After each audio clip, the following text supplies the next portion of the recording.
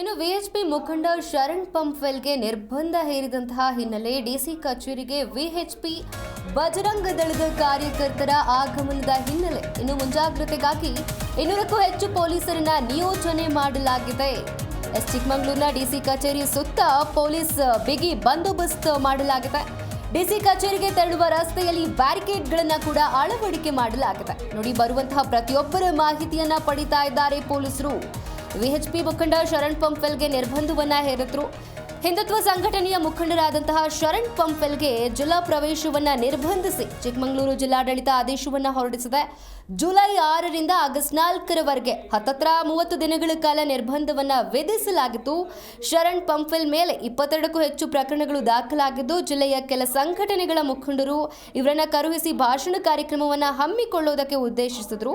ಇನ್ನು ಶರಣ್ ಪಂಪ್ವೆಲ್ ಕೋಮು ದ್ವೇಷ ಹರಡುವಂತಹ ಭಾಷಣ ಮಾಡ್ತಾರೆ. ಸೊ ಇದರಿಂದ ಗಲಾಟೆ, ಗುಂಪು ಘರ್ಷಣೆ ಉಂಟಾಗುವಂತಹ ಸಾಧ್ಯತೆ ಇರೋದ್ರಿಂದ ಚಿಕ್ಕಮಗಳೂರು ಜಿಲ್ಲಾಡಳಿತ ಇವರ ಪ್ರವೇಶವನ್ನ ನಿರ್ಬಂಧಿಸಿತ್ತು. ಹಾಗಾಗಿ ಡಿಸಿ ಕಚೇರಿಗೆ ವಿಎಚ್ಪಿ ಬಜರಂಗ ದಳದ ಕಾರ್ಯಕರ್ತರು ಆಗಮಿಸಿ ಗಲಾಟೆ ಆಗಬಹುದು ಅಂತ ಚಿಕ್ಕಮಗಳೂರಿನ ಡಿಸಿ ಕಚೇರಿ ಸುತ್ತಮುತ್ತ ಪೊಲೀಸ್ ಬಿಗಿ ಬಂದೋಬಸ್ತನ್ನ ಮಾಡಿರುವಂತದ್ದು.